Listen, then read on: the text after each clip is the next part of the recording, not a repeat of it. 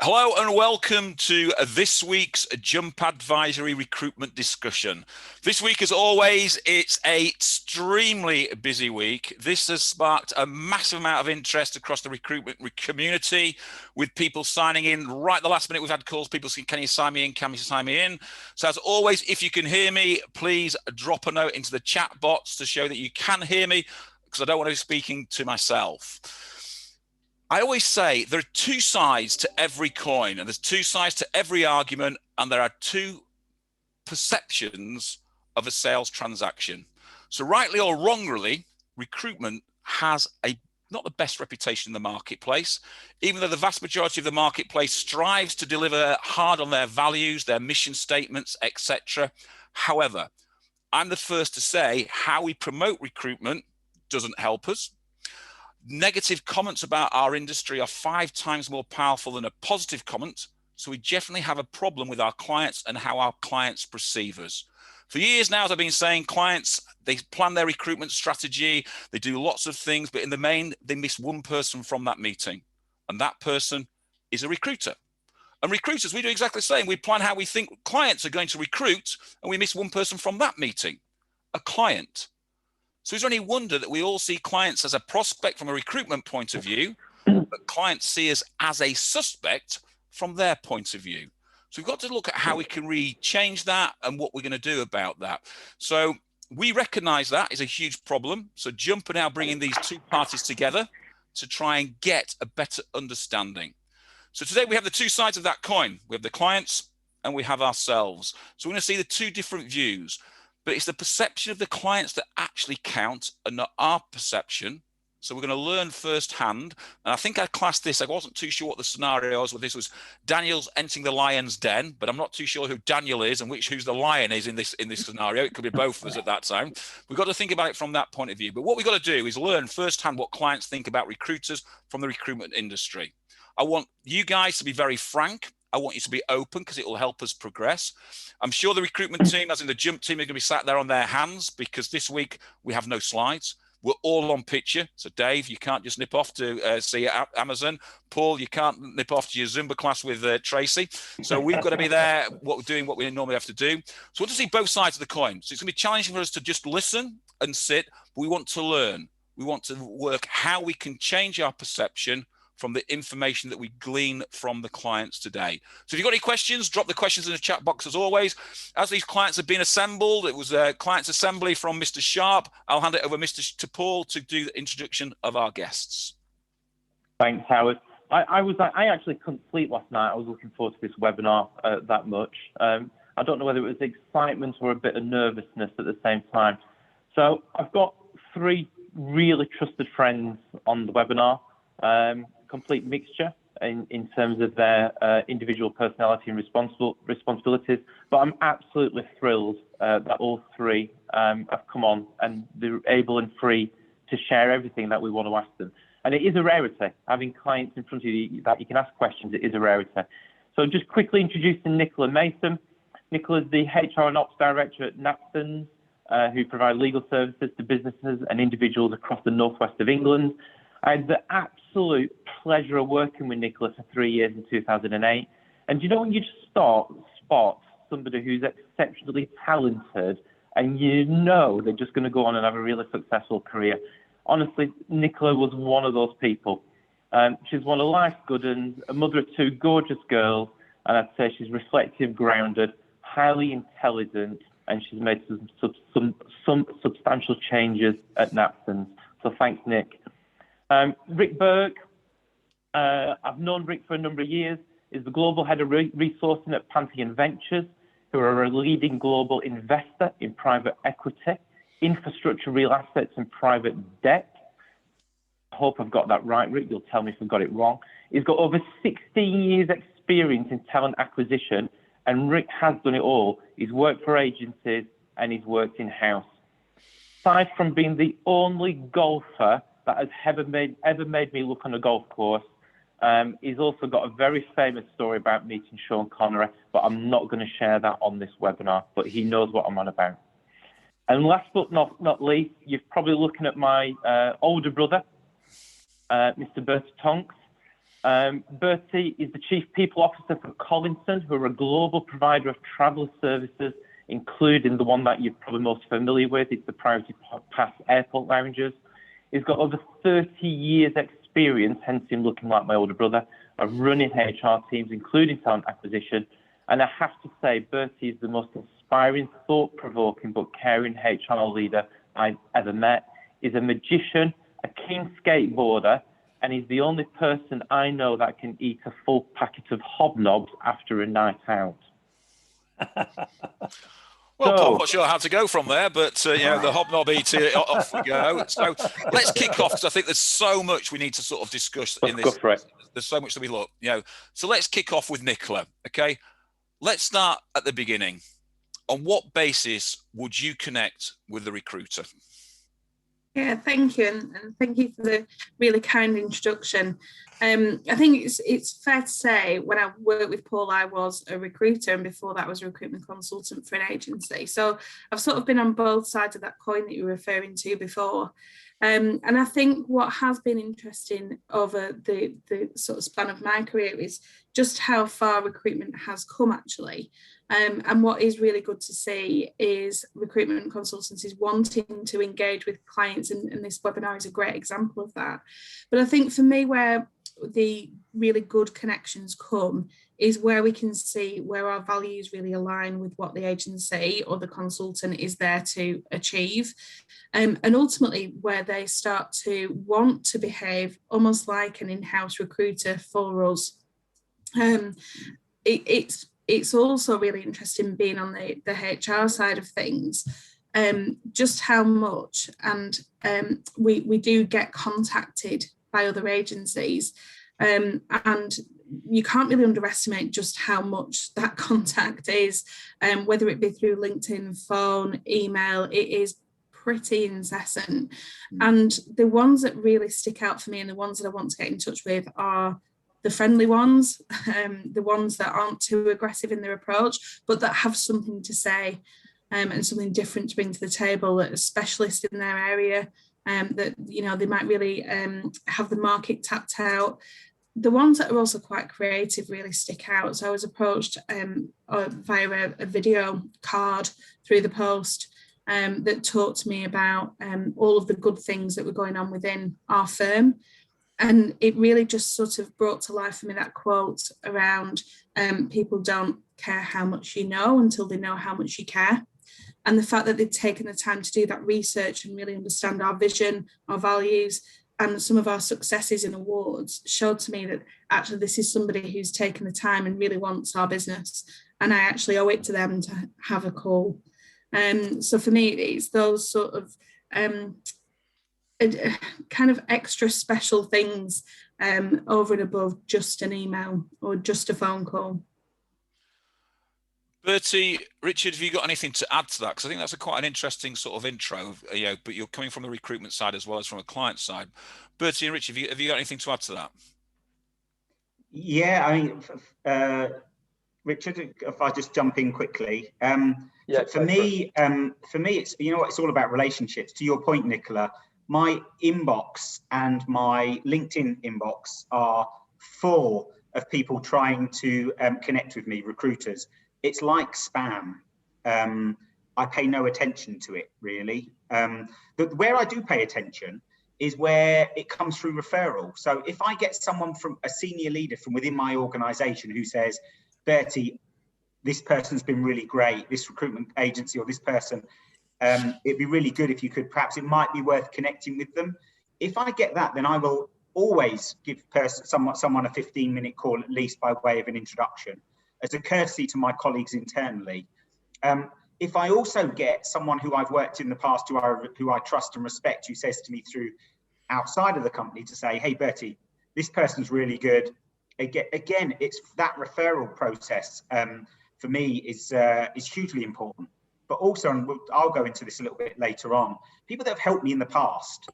So individuals that have helped me in the past, I'm always keen to, in any way, whether it's recruitment or otherwise, I'm always keen to help them back in some parts, some reciprocity.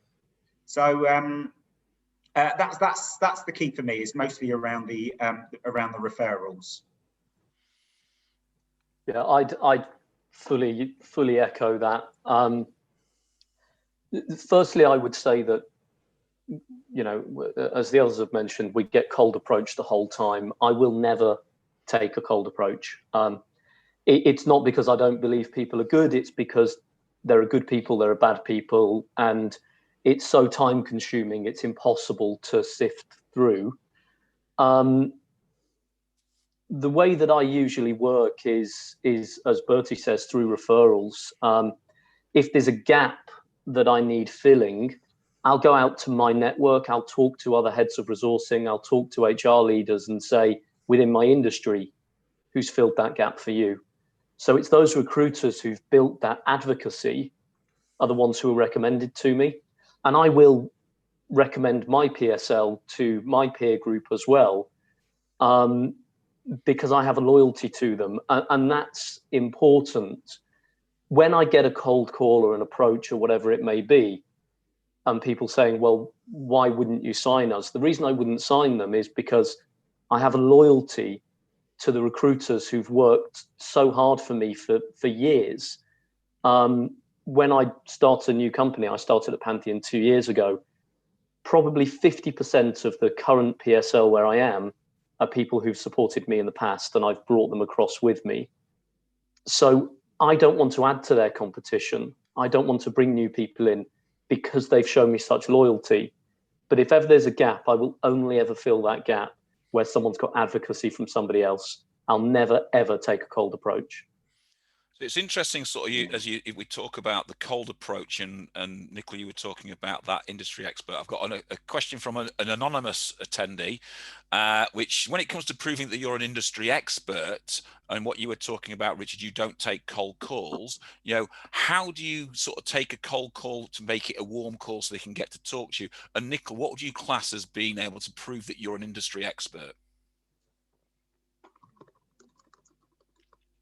I'll throw that at Richard first. Yeah. Right. So we get so many cold approaches and don't have the capacity to take them all. It's incredibly rare that I would take someone from a cold to a warm approach, because I will usually, the people who are industry experts, and mine is a fairly niche industry, the people who are truly industry experts will be able to come to me through advocacy, because they will have clients, they will have candidates who are shared within my network, and will be able to leverage that network to get an introduction. Because if you're an industry expert, we're going to be 1 or 2 connections apart from each other.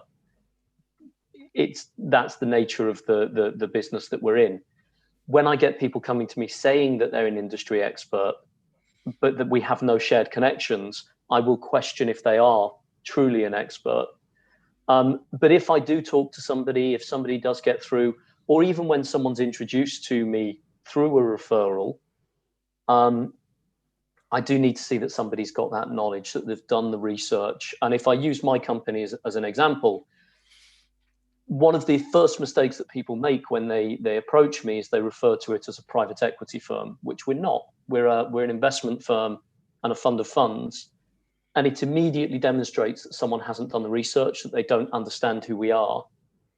I then am reluctant to trust that individual to represent us in the market, because I don't believe they understand who we are and what we do. So it's one thing to get the introduction, and that's not an easy thing to get, but then maximizing that introduction by doing the preparation, doing the research, and making sure that you're fully informed before putting that first call in. But for me, a cold approach is never going to be the way. I would say leverage your networks. And if you're an industry expert, you will know people that know us. Get them to make an introduction, and then you've got a warm approach. Nicola, in some ways, it feels like lazy recruitment, you know, when people are just taking that approach, Richard, right? Because we get so many of these calls. Yeah. So it's quite interesting when we talk about that, Bertie, and I'll come to Nicola in a minute, that I was doing a boot camp for 10 recruitment companies last week, and one of the questions was, how many calls do you think a client gets every single day from recruiters? And it averaged from 5 to 10. And I said, if you times that by 10, you might be somewhere close to what on average they get through their LinkedIn, their email, and through their telephones that they're getting constantly, because the competition is out so heavy. So Sarah Paulson has asked some very quick questions. How does a rookie consultant starting out impress industry, impress them as a potential client with referrals and become advocates, because they haven't got that type of industry background, but they might be very good at recruitment? So how would they impress you, say, Nicola? I mean, I think just rolling back to the question that we were discussing before in terms of how do you demonstrate knowledge, I think it's about exactly what Richard was talking about, building up your networks and almost making sure that you know. So, for example, with us, when we're in legal recruitment, the best legal recruiters that we talk to know pretty much every solicitor in the Northwest. And that's whether they're actively looking for work or whether they're not. And they know the people that might be coming up for a change of role in a year to 2 years' time. So when we say, look, we might have an active role who's out there, or we might have a role in 1 to 2 years' time who then may be available on the market, and it's demonstrating that.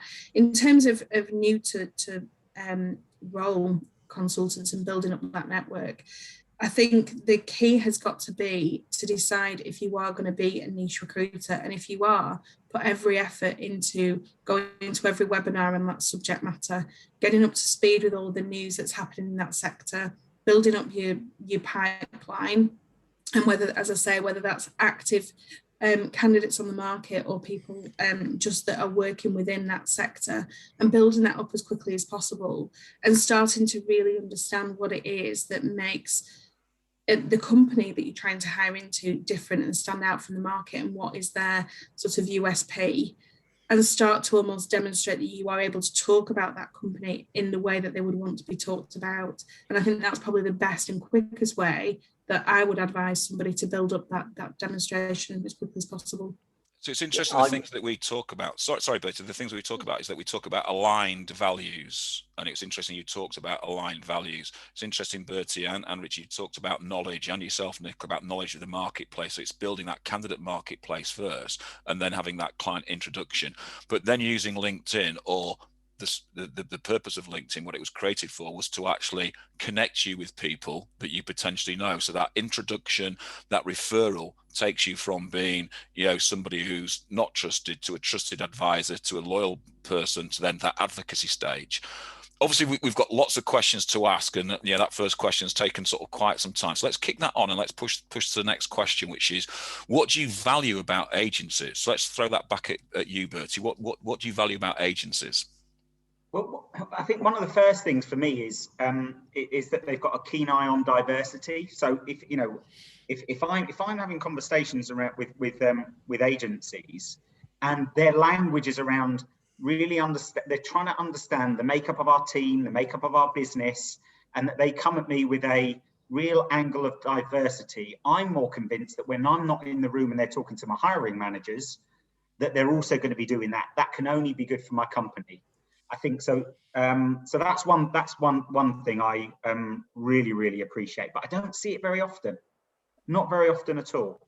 And I'm not just talking from a cultural perspective. It's really making sure the agencies have this understanding of, and the people that I'm talking to have an understanding of the value that diversity brings. It's not just about getting different colours and races, etc., sitting on the seats, or more women at senior tables.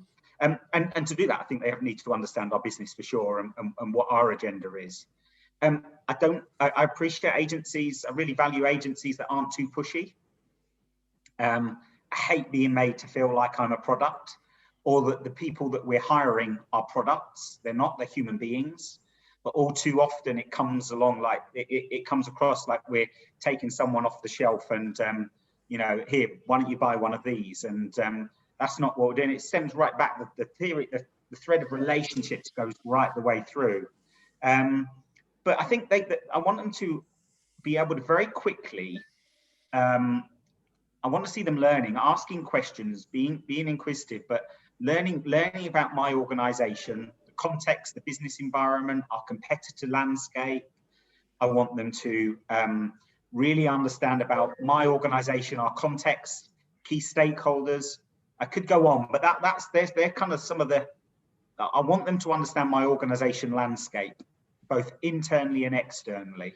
If I get that on top of the diversity piece, then that becomes a really, really strong starting point for conversation. So it's interesting that you talk about the things that we've talked about quite a lot, about using business language, using diversity, using things that are important to your business and understanding what those are. Richard, Nicola, same question to you. What do you value about agencies? Yeah. So when I answer this, I'm specifically thinking about those agencies who are my PSL, and the agencies that I work closely with, and that I see them as an extension of my team. A good recruiter, and I will always work with the consultant, not the company. And if the consultant leaves, I will follow the consultant. A good recruiter is worth their weight in gold. We have far more recruitment than I or my team could ever manage directly. So a good niche specialist recruiter with a network and experience in the market is an extension of my team. I work exclusively with them. They give me a window to the market. I might talk to 10 candidates in a day. They might talk to 100. They have far more information about each specialist area, be it investment, legal, sales, whatever it may be, than I could ever have. So they give me information and they represent my company in the market with the same voice that I would represent my company in the market. So it's about that trust and partnership, and that takes time. You asked about rookie recruiters. You've got to take the time. You've got to train. You don't become a chef overnight. You shadow another chef for years and you learn the trade. The recruiters that I work with have got 10 plus years experience and have built knowledge and have trained and have built a network. And what I value is the knowledge that they bring, the partnership that they bring, because they make my life easier. The flip side are those who just don't do the basics well, those who try and cut around the process, try and engage directly with line, try and, as Bertie was saying, try and sell. I don't see recruitment as a sales job. I see it as a relationship management. It's finding the right fit. It's not selling someone to. I'm never going to be sold into hiring someone. I'll hire someone who, A, can do the job, and B, going back to what both of the others were saying, fits our culture. So I value recruiters that understand my business, understand the culture, and partner with me and act as an extension of my team. And it takes time to get there. Before I flick that question to Nicola, I've got a question that I'm going to ask specifically to you, Richie, because I think it's a question that's coming from Robin Bennett. And I think the way you've described it, the answer to the first question about not allowing people into your PSL and sort of there, do you deal with recruiters who sit outside your PSL? Because if a recruiter came to you and demonstrated the things that you just said then, but they were sitting outside your PSL, would you then entertain that as a cold call, but more of a warm call because they've got all the things that you're looking for? They've got tenure, they've got a really good market experience, they've got really good market knowledge, but they might just not have come across your business. It's a difficult one, because if somebody's got all the knowledge and the experience and the network and the capability, then that's the kind of person I would engage with, but only if I've got a gap. If I'm covered, my PSL covers what I need, I have loyalty to them and I wouldn't bring someone else in. But I probably wouldn't take the call, because my team will screen out cold calls before they come to me. I would always say that if someone is steeped in my industry, they will know people who are connected to me and they can get a warm introduction. A cold introduction is it's not saying that someone hasn't got the knowledge. It's saying that because, as you said, we get 50 a day, finding that one who does have the knowledge out of the 50, I need to talk to the 50. And I'm never going to talk to the 50 to find the one. Yeah. If I need someone to fill a gap, I'll phone all of my direct competitors. We all know each other. We all do round tables once a month together, talk about the market.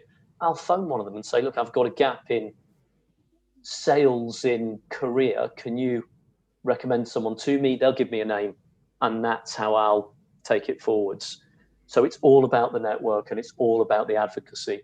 And likewise, every single consultant on my PSL, I've referred on to other business within my network. So that's a really interesting answer, Richard. I think there's a lot of people listening. There's over 60 odd consultants on this webinar listening. I think that's a really interesting view to them on how they can change what they're doing to get that warmer introduction into the client. Nicola, same question. What do you value about agencies?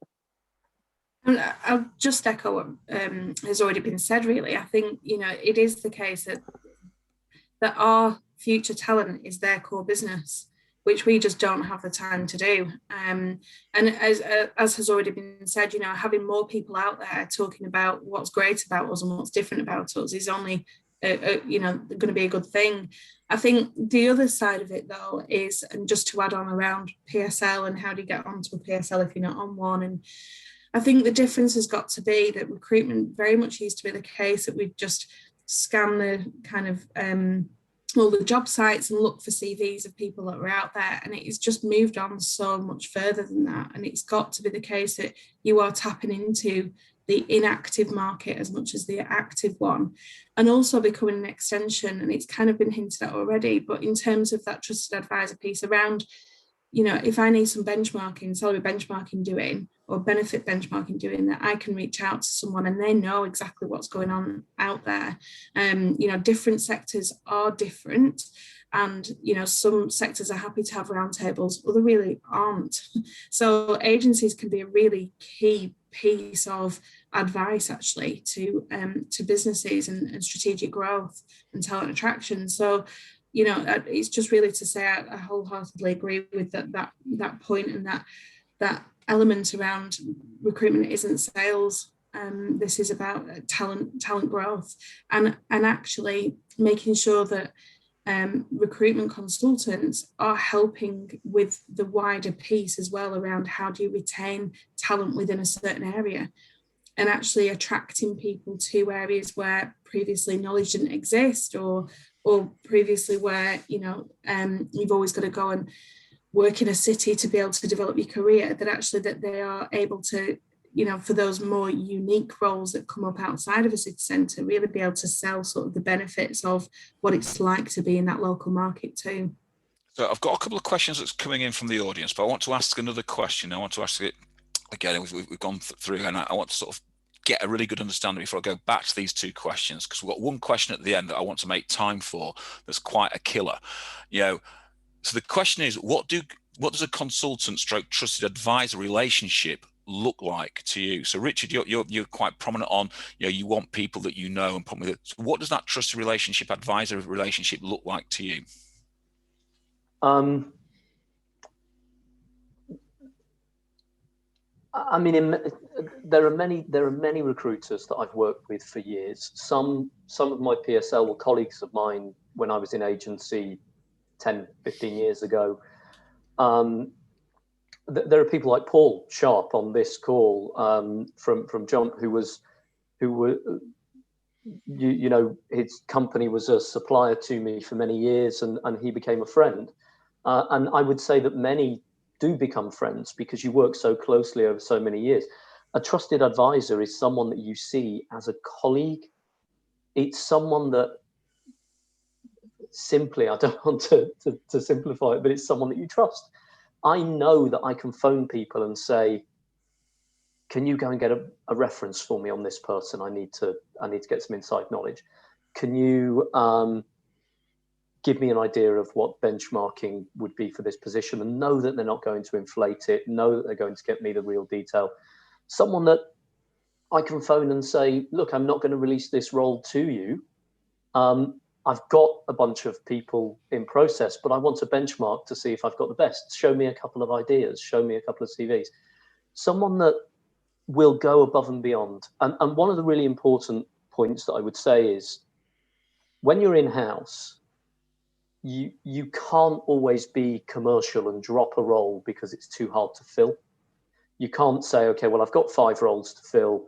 This one's a nightmare, so I'm going to ignore it and work on the 4 that I can fill. When you're in-house, you have to fill everything. The trusted advisors, the one that I go back to every time, are the ones who stick with me. The ones who don't say, that one's too hard, I'm going to leave it. The ones who plug away and work with me and help me and say, look, you're not paying market rate, or you need to drop these 2 things from the spec to make it more attractive to the market, and who will stick with me until that role is filled, even if it means that they've dedicated more time than is really commercial for them to do so. I'm going to give them the next role exclusively. I'll probably give them the next 10 exclusively. It's those who stick with me and partner with me and support me. And I will pay that back in spades. Bertie said earlier that if someone does right by him, he'll always do right by them. That's the relationship I look for. And that's what a trusted advisor is. So let's flip that question to you, Bertie, and then I've got another question directly for you, which I think would be quite interesting to hear your answer. Yeah, thanks. I think the other thing is I want a trusted advisor, someone who challenges me. So I've got a brief. We've produced the JD, we've defined the brief, but someone who I know I can trust is someone who's ballsy enough to say, actually, Bertie, have you considered this? And so what I might consider a bullseye rather than, a cow's eye rather than a bullseye. So what about this? It's slightly different what you're talking about, but from this industry with this experience, something that you've not considered, that's hugely valuable to me, because particularly at Collinson, very often, in most cases, we define a brief. The agencies have more of an inclination to go out and find someone with those skills, that experience already. Whereas at Collinson, because of the culture of our business, we want probably in most cases someone with 90% of that. But the 10% that they don't have, we expect to experience more hunger and drive, because it's a step up, it's a career move for them, but it's it's not a huge chasm to step over, but there's enough in there for them to be really hungry in terms of their progression. So that's that's it for us. It's just we're not always looking for 100% on brief, and that's why that challenge is so important. So a question then that comes out, and I'll go back to Nicola to ask the same question about trusted advisor. The question directly to you, Bertie, is, this has come from Kevin Harper, is, given that most agencies champion high volumes and outbound activity, that is more about quality over quantity. Do you believe then the industry needs to fundamentally change the way we approach companies and champion ourselves in the marketplace? That much is undisputable, I think, and I'm sure my fellow panelists today would agree. 100%. Yeah. The days of spray and pray are dead. Yeah, completely. And you know what? The exciting opportunity here, as much as it's sad news in the current state, is that this isn't really difficult to do. This is just about, if you want to open the floodgates and create those relationships and that business relationship, it's about just forget that spraying, take time to do this effectively. But here's something else that nobody does.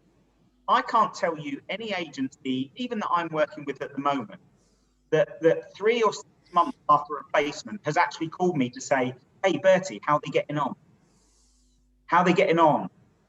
Is there anything that, there's none of that. So it's like, and that again makes me feel like we're still productizing this talent. So it's quite interesting to hear that, because some of the training that we do with consultants at that level is all about that aftercare service and keeping in touch with the candidate and the client to see how they've gone. And I always said, you may feel really good about the sale, but does your client feel good about the sale? Does your candidate feel good about the sale? But the sale's still ongoing until that candidate actually leaves the job. So it's an interesting comment, and I think you're absolutely right there, Bertie, that contact should be more and more. So let's flip it back to Nicola. The question was, how does a consultant/trusted advisor relationship look like? What does that look like to you? Yeah, I mean, again, I'll echo what's already been said, but I think for me also, it's about someone that you just feel has got your back. Someone that will say, look, I know you haven't got a role at the minute, but this person has just been in touch and they will be perfect for you. They've got the same values, the same culture, everything that you stand for, they stand for, and you've got to see this person. And I think it is that value add piece around just always kind of looking out for you.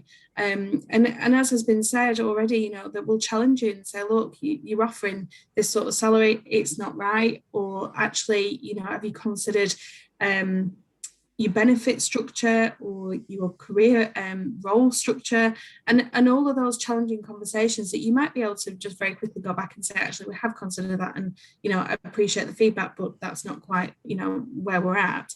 Or actually, do you know what, you're right, we haven't considered that. So being able to have those sorts of conversations is absolutely critical in that relationship. I would say we our whole strapline, as you can see, is about together is better, and that's because we genuinely believe that everybody that we work with has something to bring to the table. So make sure that what you bring into the table is what we need, not just what we might want to hear.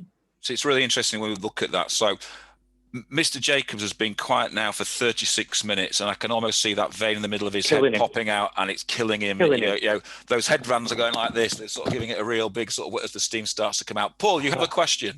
Oh, well, thank you for that wonderful introduction, Howard. And by the way, very pleased to hear that Paul Sharp has a friend. That's always good to know, isn't it? Prior to this, so that's good news.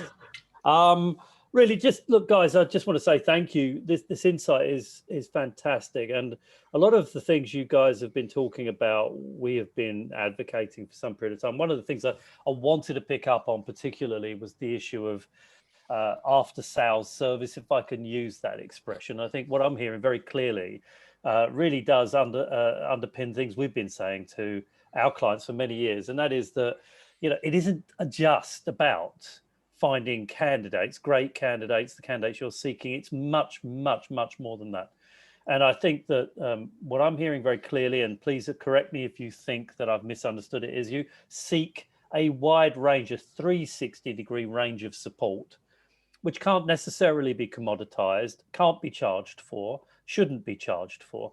And I think what I heard very clearly was the phrase consultative. And we often talk about that. We often say, people call themselves recruitment consultants.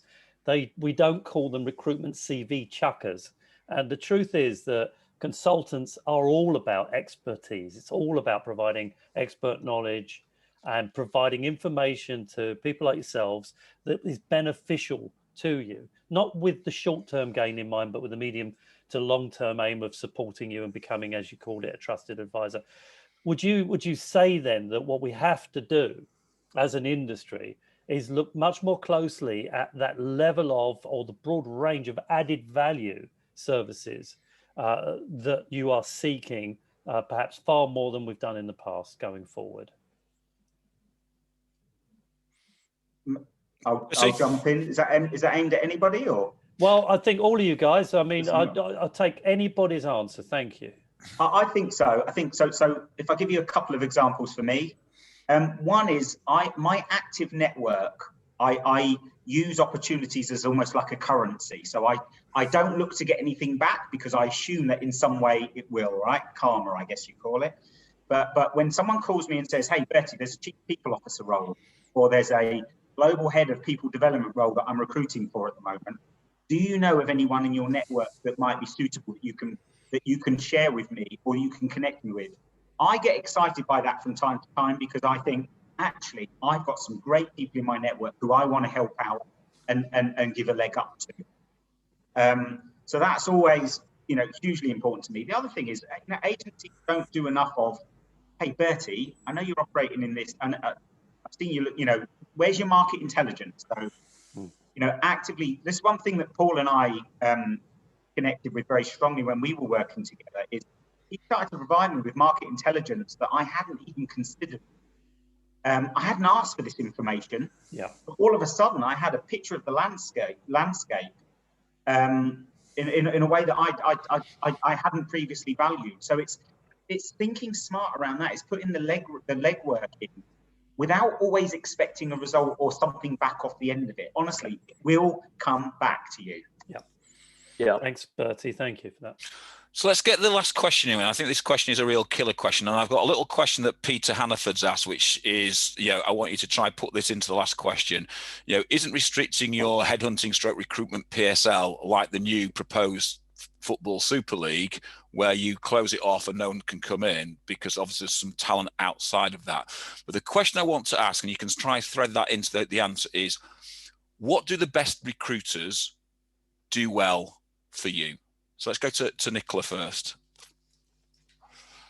I think it's kind of everything that we've just discussed, really, making sure that they know the market, that they're representing our brand, that they understand our brand and who we are and what we are all about, and get us the best candidates in as quick as time as possible. I mean, that's the dream, isn't it? I do think the value add services help. I do think that helps strengthen the relationship and certainly helps open those doors onto PSLs and developing those relationships, because I think it's what sets you apart as a recruiter. And kind of putting yourself out there as a specialist in your field is a brave move and a bold move, but an important one. And just to echo exactly what Bertie was saying there, I worked at a previous company where we had advice that you're looking for people with a certain technology skill that you will never find in that area, not even that area, that country, because actually that country doesn't have specialists in that area. Everybody that you've seen has the skills and that's it. So you need to come up with a different strategy and then worked with us on that strategy. So I think building that skill set. I think in terms of the question around isn't having a PSL a bit like that Super League, I suppose the challenge back is, well, isn't that an opportunity? Because actually there's an opportunity there, and see it as a challenge and a bit of a gauntlet thrown down to say, well, show us what you can do, show us how you demonstrate and add that value. Because if you're doing that and you're all over our market, why wouldn't we want to talk to you? Because if we're not talking to you, our competitors will be talking to you. And isn't that a threat for us? That's a really interesting answer, Nicholas. I'm going to ask you one question. I'm going to ask Bertie and Richard the same question. Ask the answer to the initial question. Give me one thing that you actually despise about recruiters. I think my main bugbear is forgetting that recruitment is a service for us as a business, and almost expecting or having a sense of entitlement to work with us or work with us in a way that is fit for that particular consultant, not in a way that is fit for us as a business. And I think all that we've talked about is, the fact that engaging with an agency is because we don't necessarily have the time to speak to the volume of candidates and really work and kind of massage the best out of that market. That also means that we don't have the ability to, the minute a CV lands in my inbox, be on the phone saying, what did you think? Because all of those other things that I have to manage have to be managed. So I think it's really starting to, it starts to show where you do get that sort of annoyance. And that doesn't help then with building up that trusted advisor relationship. Richard, then let's flip the question back to Richard. What do the best recruiters do well? And then I'm going to ask you, what do you despise? So firstly, just to touch on the PSL point, the PSL isn't closed. The PSL is always evolving, and we always want to be using the right people. I think there needs to be a degree of respect for in-house teams, that we've done this for a while and we've got relationships and we've got networks and we know a lot of the best people, and that's why we work with them. But it's not easy to get on a PSL, and sending an email on LinkedIn saying, are you recruiting, or spamming in a bunch of spec CVs to 10 managers in the business is not a way to get onto a PSL. It's a process. It might take years to get onto a PSL, but then when you're on it, it's a partnership that can last for the rest of your career. But it's not easy. It's hard because that trust needs to be built, and trust doesn't come overnight. What the best recruiters do for me is the basics really well. They know everything about the industry. They know everything about their candidate. And that's why I say it's not a sales process. I don't want someone to sell me a candidate. I want them to inform me about why that candidate is perfect for us. It's not a sell. They're not adding stuff or embellishing stuff. They're informing me. I want someone who that the whole process will run smoothly, that they've fully understood what the candidate's comp expectations are, so we don't end up with a negotiation at the back end, or counter offers, or suddenly finding out that they've got 500 grand unvested comp that no one's mentioned at any point. I want people who care about their candidates and who are making sure it's the right move for the candidate, rather than coaching a candidate to get through an interview process. And then when they join, they realize that it's the wrong role for them and they're the wrong candidate for us. What I value are people who care about getting those basics right, because the value add stuff is important. And you asked about value add. All of that's important. But I come to a recruiter to find talent. That's it. If I have a recruiter on my PSL who does zero other value add stuff, they don't support my diversity agenda, which is hugely important and we do rely on our agencies for. But if there's one who that's not their focus, they're not focused on anything other than finding the best talent in the market for that job, I'll still work with them, because at core, that's what I need. I need that job filled with the best person out there, but I need it done thoughtfully and properly and honestly with care. And the thing that I despise is dishonesty. And it's a tiny percent of the agency market, a tiny percent, but the impact that it has on the entire agency market is significant. Because when trust is gone, you don't know who to trust, so you don't trust anybody. That's the biggest challenge for me when taking that step to trusted advisor. Brilliant. And I've got a little question at the end. Bertie, same question to you then. What do the best recruiters do well for you? Some great points coming up. I've had many jobs in my career, and I've had many agencies partner with me to help me land those jobs.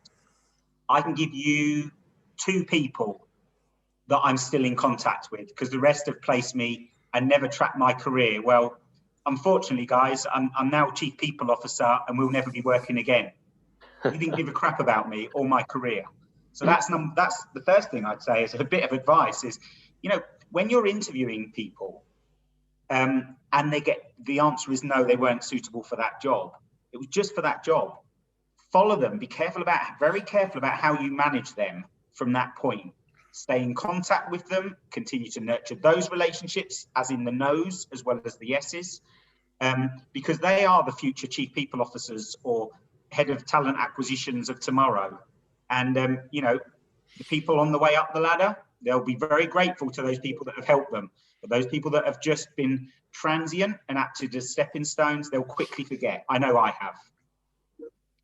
I really despise the fact that I despise agencies that think it's very clever and acceptable to go straight back to hiring managers instead of through the talent acquisition teams. Because guess what? Yes, you've just snuck through a cheeky hire, but when it becomes formalized and we find out, we'll never be doing business again, because we do ethical business, we do straightforward businesses.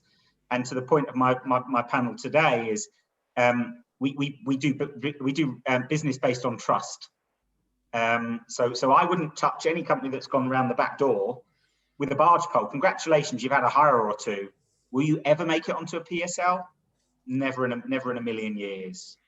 But I think that's it. I think my we've said quite a bit. That would be my kind of final words of wisdom, as I could call it. But yeah, just pay more attention to your candidates all round, not just the successful ones. I think it's interesting because it is such a candidate market at the moment, place, and that's when I grew a contract book, and I've got 2 or 3 guys that I've taught, and all they've done is built their business on their candidate relationships and following their candidates and talking to their candidates and developing their candidates, and they lead them everywhere.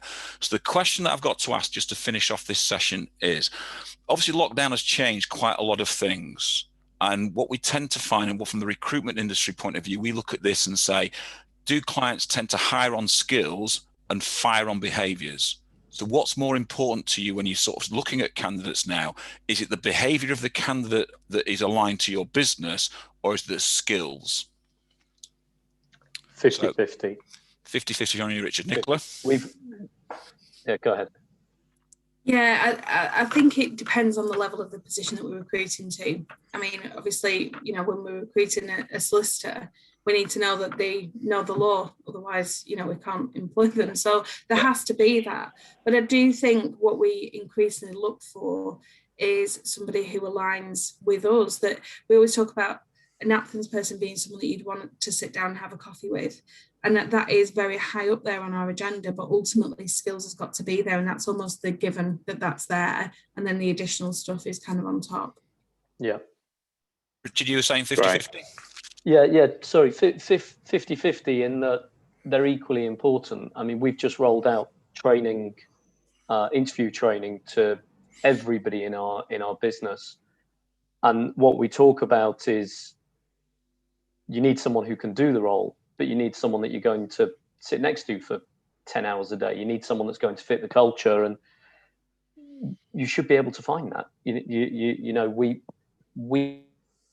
proud of our culture, but we're also proud of the expert service that we provide to our clients. And why would we settle? So we need both of those things. And that's why, you know, the 3 of us throughout this session have talked about the importance of knowledge of the industry and knowledge of the roles and the expertise to identify people with the skills, but also that understanding of your values and your culture, because what works for one company in my industry might absolutely not work for us. So it's 50-50. They're equally important to us, and it sounds like to others too. Bertie? For me, it's not. It's a little bit of both of what you've just mentioned there, in terms of skills and behaviours, but I think, as importantly, more importantly, the two other things actually, which is strengths. So, you know, do recruiters beyond skills and experience, which you can pick up from very quickly from a conversation and a CV.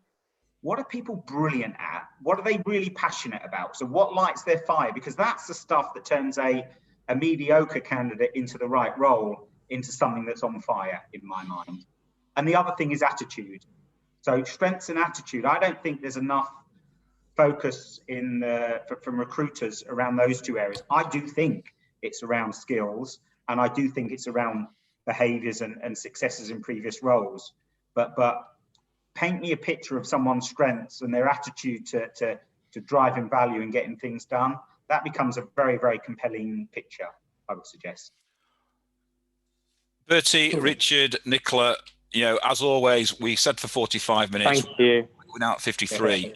So I am going to close it up, although I think we could carry on this conversation for quite some time and not quite get to the end of it. But it's been really insightful. I'd like to thank you, all 3 of you, for your input.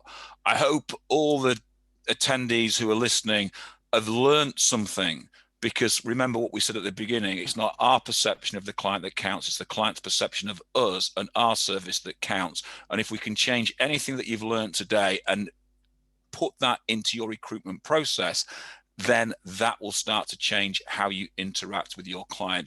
And it's interesting the things that you brought out. We've been talking about this for years and years and years, and certainly ever since Jump have started, on every webinar, we highlight virtually some of the points that you've said. So it has been very enlightening to us. So thank you very much for your time.